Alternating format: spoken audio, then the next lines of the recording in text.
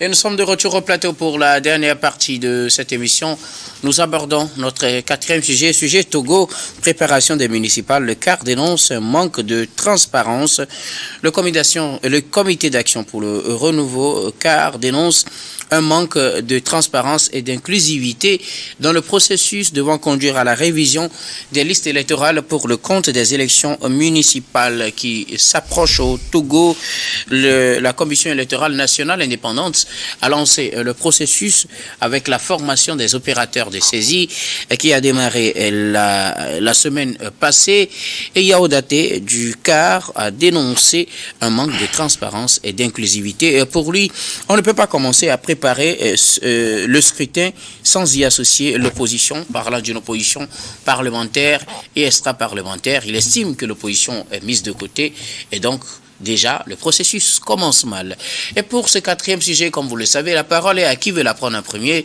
Alors, je vais donc me retourner vers vous pour voir celui qui veut commencer ce sujet sur le Togo. Adam Adjono. Oui, je pense que c'est un peu malheureux de le constater. C'est vrai qu'à chaque fois que nous sommes à l'horizon d'une élection au Togo, nous voyons des partis politiques qui, en tout cas, s'agissent sur des principes. Lorsque vous les jugez, vous constaterez qu'en réalité, en tout cas, les vertus qui pouvaient donc prévaloir à ce qu'on puisse donc parler d'une sincérité de l'action posée n'y sont pas.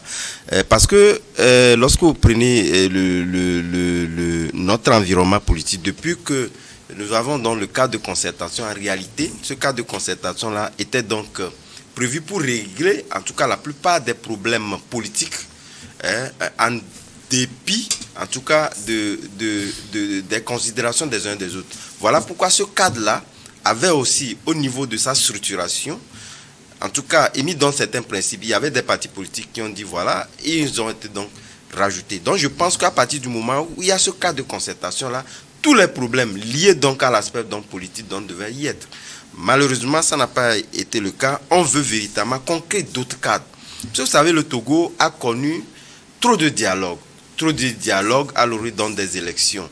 Et moi, je pense que c'était une très belle initiative en faisant en sorte que ce cadre de concertation puisse être mis en place pour faire en sorte que, avant même qu'on en arrive aujourd'hui à la formation et à la projection sur ce qui concerne donc la révision des listes électorales, je pense que les partis politiques avaient la latitude donc de se concerter, de poser le débat. Et ça a été donc posé aussi.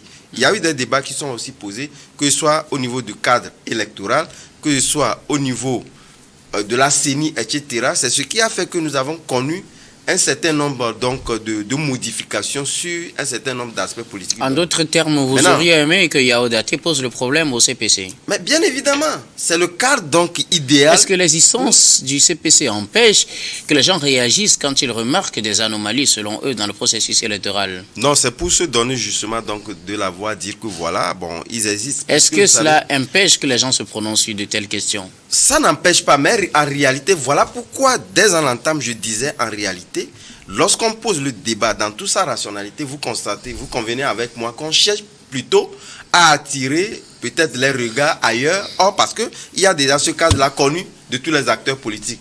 À quoi bon? Vous pouvez poser donc le débat. Vous-même connaissez déjà. Vous savez qu'un problème posé au CPC ne garantit pas forcément qu'il sera résolu. Oh, pour la plupart du temps, je pense que votre position sera prise en compte et que ce sera la décision finale. Non, mais est-ce que vous, de toutes les façons, je pense que c'est un cas de concertation. Pourquoi vous voulez poser dans vos doléances que cela soit imposé directement? Vous êtes qui? Je pense que cela se pose et cela se juge entre eux pour voir en réalité qu'est-ce qu'il faut donc prendre dans ce que vous posez pour faire en sorte que cela puisse s'imposer à tous. Donc je pense que Daté à sa réponse et il sait bien évidemment que c'est cette réponse-là qui donc lui sera servie par en tout cas le gouvernement et les autres acteurs. Mais justement, je pense que en tout cas l'idée était ailleurs que de pouvoir poser une sincérité de débat qui puisse donc attirer les regards. Adam, au moment où la Commission électorale nationale indépendante a déjà commencé son travail, faut-il attendre l'ouverture d'une nouvelle discussion au CPC pour poser le problème? Non, je pense qu'ils avaient la latitude parce qu'il y avait déjà le débat était là. Ils ont posé le débat. Voilà pourquoi moi je dis que actuellement il n'est plus opportun de pouvoir donc poser ce débat-là parce que le débat avait été posé. Ils ont véritablement donc fait valoir des arguments qui, en réalité, ces arguments-là ont permis aujourd'hui de pouvoir modifier un tant soit peu, même au niveau de la CENI et d'autres acteurs également. Donc, aujourd'hui, poser ce débat, moi, je pense que c'est attirer des regards et que la sincérité, en réalité, de débat posé n'y est pas. Merci beaucoup à vous, Adam Adjronou. Qui veut aller à la suite d'Adam Adjronou? Le CAR dénonce un manque de transparence dans le processus électoral en cours. Gabin. Oui, le CAR, c'est un parti politique. Et c'est tout à fait normal, hein, tout parti politique qui veut participer aux élections de bord, j'ai oublié de le a dire. Le droit quand même de demander à l'organe. J'ai oublié de le dire. Bon, mais justement, il fallait préciser quel CAR. Voilà. Bon, voilà. Le CAR de daté, de toute façon, c'est le CAR qui est reconnu par le ministère de l'administration territoriale. Hein, donc, c'est le CAR officiel. Le CAR de daté aurait bien fait. Pour moi, ils ont quand même bien fait de tirer la sonnette d'alarme parce qu'à un moment donné, c'est un parti politique qui a envie de participer aux élections et c'est tout à fait normal que ce parti-là demande à ce que l'organe chargé d'organiser les élections puisse les informer par rapport à ce qui se fait. Nous sommes dans un pays qui est régi par des lois, par des tests et je pense qu'il faut faire les choses dans les normes pour que tout le monde se sente concerné, pour qu'on n'assiste plus parce que nous sommes dans une république où à chaque moment, à chaque veille des élections, on voit de ce genre de choses, des micmacs et de gauche à droite, des gens qui se tirent à boulet rouge dessus. Donc, à un moment donné, c'est assez compliqué de pouvoir vivre ce genre de situation. Donc, c'est par rapport à la stabilité même de nos États qu'on a accepté qu'on mette en place cette 5e République-là. Donc, à un moment donné, on ne doit plus vivre ce genre de situation. Le cadre permanent et de concertation, je pense que il y a beaucoup de choses qui ont été décidées là-bas qui n'ont jamais été mises en œuvre. Il y a beaucoup de discussions qui ont été faites là-bas qui n'ont jamais été mises en œuvre. Donc, ce n'est pas un cadre qui impose quoi que ce soit à qui que ce soit. Mais la loi du pays impose des choses qu'on doit respecter. Par exemple, quand nous prenons la CENI, le mandat de la CENI est passé depuis. Avant même l'organisation des élections sénatoriales. Est-ce que cette CENI a été renouvelée? Non. Donc, à un moment donné, on ne peut pas permettre à ce qu'une institution dont le mandat a échu depuis fort longtemps continue par organiser une autre élection à venir. Je pense que ce n'est pas du tout normal. Et si la CENI doit continuer par travailler en attendant que le renouvellement soit fait, puisque l'État, c'est une continuité, il doit y avoir une discussion préalable entre les acteurs pour qu'ils s'entendent sur comment on va proroger le mandat de la CENI actuelle. Mais ça n'a pas été fait.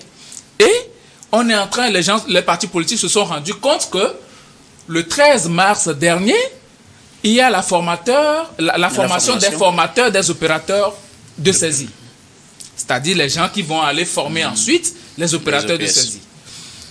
À la place de Togo 2000 là-bas. C'est là-bas, les gens ont su que, il y a la CENI qui est en train de démarrer une opération.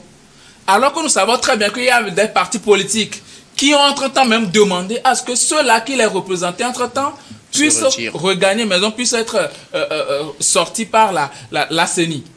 Donc, du coup, ces gens-là ne représentent plus les partis politiques qui, originellement, les avaient envoyés à la CENI. Donc, à un moment donné, je pense que c'est une question de droit. Nous voulons l'apaisement, nous voulons que les élections se déroulent dans un climat bon enfant, que les gens se félicitent après, pas une élection où on va encore crier, on m'a volé, ou bien on va dire non, celui-là a fait ci, ainsi de suite, on a bourré les urnes, on a fait ceci, celui-là n'est pas représentatif et tout. On n'a plus besoin de ça. Donc, à un moment donné, il faudrait que le président de la CENI et tous les membres de la CENI puissent faire les choses dans les normes. Je n'accuse pas le gouvernement, parce que la CENI, en elle-même, est une institution indépendante. Donc, c'est à la CENI de savoir quelles sont ses prérogatives pendant ces moments où son mandat est déjà échu et ce qu'il ne doit pas faire. Mais continuer comme ça, où on va encore dire non, le train est déjà parti, sincèrement, on ne serait pas du tout d'accord. qu'on fasse les choses de la sorte. Faisons les choses pour que, après chaque élection maintenant, qu'on se serre la main, qu'on se dise, bon, tu as gagné, félicitations. C'est tout ce dont on a besoin dans ce pays. Merci beaucoup à vous, Gabin Adjaro. Ça n'avait eu, mais maintenant, c'est votre tour. Le CAR dénonce un manque de transparence, justement, dans le processus électoral devant conduire aux prochaines élections municipales. Personnellement, et vous m'en excuserez, je n'ai pas envie d'aller dans ce sens. Parce que, comme l'a dit tout à l'heure Adam, à la veille de chaque élection, c'est ce même discours et cette même rhétorique qui est entretenue. Si la même situation se présente, vous voudriez que les gens se taisent? Et donc, moi je dirais que il fallait que les acteurs politiques puissent être conséquents envers eux-mêmes. J'ai envie de penser que la CENI, c'est comme une dividende que des gens se partagent. Et je pense que sincèrement, on nous éviterait. La formation de la CENI, en tout cas sur la provenance des partis, est définie par la loi. Et donc moi, sincèrement, justement, je pense que c'est là même que la source des problèmes. Je pense que à l'ère où nous sommes, on devrait plus aller vers une CENI technique. Je ne vois pas, sincèrement, je ne vois pas des acteurs politiques se réunir pour prendre des décisions sans qu'il n'ait des décisions à essence politicienne. Alors que la CENI, le travail qui se fait, c'est un travail vraiment technique. Il faut, pour une fois finir avec ces problèmes, que ces acteurs laissent les affaires de membres de la CENI pour qu'on ait vraiment une CENI technique dans laquelle, au sein de laquelle il n'y aura que des observateurs, des partis politiques observateurs, pas impliqués dans aucune manière dans le processus de la CENI. Et à partir de ce moment-là, on aura vraiment, on va mettre fin à tous ces débats politiciens qui se tiennent à la veille des élections. Moi, sincèrement, je souhaite qu'il y ait une CENI technique qui, dès que, au soir des élections, on a les résultats et chacun fait son travail de manière professionnelle. Dans d'autres pays, c'est comme ça fonctionne. Parfois même dans d'autres pays comme le Sénégal, l'institution électorale travaille sous la responsabilité du ministère de l'Intérieur, je pense, ou bien de l'administration. Mais pourquoi on ne devrait pas avoir une CENI technique? Et c'est des politiciens qu'on va associer à ça pour qu'elle soit crédible. Est-ce que depuis qu'on y est que ces tiraillements ont fini? Il faut laisser les techniciens faire leur travail et les politiciens, ils restent dans un simple rôle d'observateur. On aura fini avec tout ça. En attendant, moi je refuse de rentrer dans ce débat-là. En attendant que... Oui, Gabin Adjaro. Sarah ne veut pas rentrer dans ce débat, elle est fatiguée. C'est vrai, nous tous, nous voulons une CENI technique. On a toujours voulu cette CENI-là. Malheureusement, dans nos pays, on a tendance à dire que tout le monde a une coloration politique. Et c'est ça qui pose problème aujourd'hui. Donc, moi, ce que j'aimerais, c'est que il va falloir qu'on aille à une table de discussion, qu'on fasse véritablement une discussion politique entre les partis politiques, qu'on arrive à décider des cadres électoraux, de ce qu'on doit faire, de ce qu'on ne doit pas faire, et surtout du mandat de certaines institutions, à savoir la CENI. La CENI a son mandat échu, je l'ai déjà dit. Et aujourd'hui, depuis les élections, quand on sait très bien que notre CENI est composée des partis parlementaires, des partis extra-parlementaires, et depuis lors, il y a eu de nouvelles élections législatives. Il y a eu de nouveaux partis qui ont intégré le Parlement. Donc forcément, ces partis-là voudront avoir leurs représentants au sein de la CENI. Et aussi, il y a des partis extra-parlementaires, qui sont beaucoup plus représentatifs que d'autres qui étaient entre-temps au sein de la CENI. À un moment donné, il y a certains même qui étaient dans la CENI, qui étaient entre-temps qui étaient décédés, Maître Romao, entre-temps qui était décédé, paix à son âme. Donc, je pense qu'il y a beaucoup de choses à renouveler. Et cette CENI-là, sincèrement, il va falloir, pour le moment, c'est un conseil que je donne, c'est un avis, ils peuvent le prendre comme ne pas le prendre aussi, qu'il se soit à tout. Parce que ce genre de choses-là, quand ça commence comme ça, les autres vont rentrer dans la danse. Et ça va devenir de la bouillabaisse. Quand une autre CENI va venir et que ceux-là, parce que M. Yabé Dabo, Il dit qu'il veut un fichier fiable. Si tu veux un fichier fiable, d'autant plus que nous n'avons pas une série technique, qu'est-ce qu'il faut faire? Il faut associer tout le monde pour qu'il y ait le minimum de consensus autour de ce que tu veux faire. Mais si tu vas, comment on dit, en roue libre, par toi seul, et que les autres ne sont pas associés, ça pose problème.